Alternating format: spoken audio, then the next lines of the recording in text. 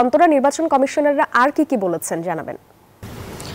যেটি প্রধান নির্বাচন কমিশনের কথা আমরা শুনছিলাম যে তিনি নিরপেক্ষভাবে কাজ করবার জন্য সবাইকে আহ্বান জানিয়েছেন এবং সেই সঙ্গে পেশাদারিত্ব এবং নৈতিকতা যেন বজায় থাকে সেই বিষয়টিতেও তিনি আসলে জোর দেন। এটি আসলে মূলত তিনি আজকে যারা এই প্রশিক্ষণে এসেছেন যে 40 জন তাদের প্রতি আহ্বান জানিয়েছেন এবং এই বার্তাটি যেন সকলের কাছে ছড়িয়ে দেওয়া হয় সেই কথাটিও আসলে তিনি বলেন। এছাড়াও আপনি জানেন যে 4 নির্বাচন কমিশনার 4 জনই কথা বলেছেন, সচিব কথা বলেছেন এবং প্রধান নির্বাচন কমিশনার এম নাসির উদ্দিন তো কথা বলেছেনই। তো 4 নির্বাচন কমিশনারের মধ্যে রহমানুল মাউসুদ তিনি আসলে যে কথাটি বলেছেন সেটি হচ্ছে এই যে ত্রয়োদশ জাতীয় সংসদ নির্বাচন সেটি অবশ্যই এবং অবশ্যই সংবিধান এবং আইন অনুযায়ী হতে হবে এবং সেই জন্যে যা যা করণীয় সেটি যেন সবাই করে সেই বিষয়ে তিনি আসলে এই প্রশিক্ষক যারা হতে যাচ্ছেন অর্থাৎ তারা যাদেরকে প্রশিক্ষণ দিচ্ছেন প্রশিক্ষক হওয়ার জন্য তাদের উদ্দেশ্যে এই কথাটি বলেন।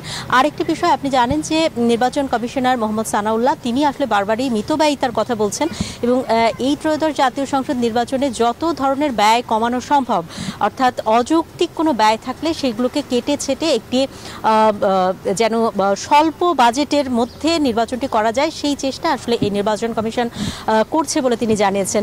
তারই পরিপ্রেক্ষিতে 100 কোটি টাকা কমানো হয়েছে কেবলমাত্র বুথের সংখ্যা কমানোর মধ্যে।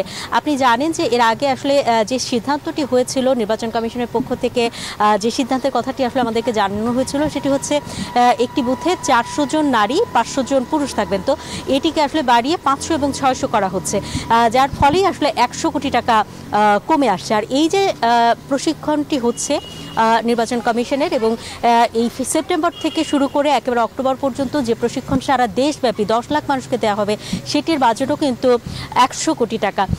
এছাড়াও আপনি জানেন যে তাহমুদা আহমদ তিনি আসলে মূলত এই প্রশিক্ষণের দায়িত্বে আছেন আরেকজন নির্বাচন কমিশনার।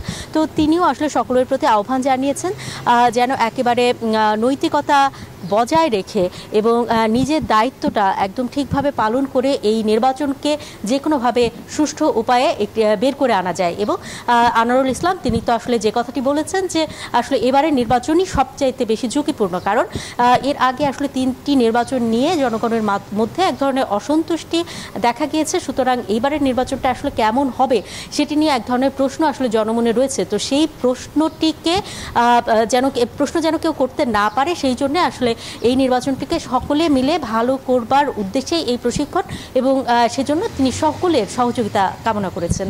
এই ছিল আমার কাছে এখান থেকে সর্বশেষ। ধন্যবাদ আপনাকে।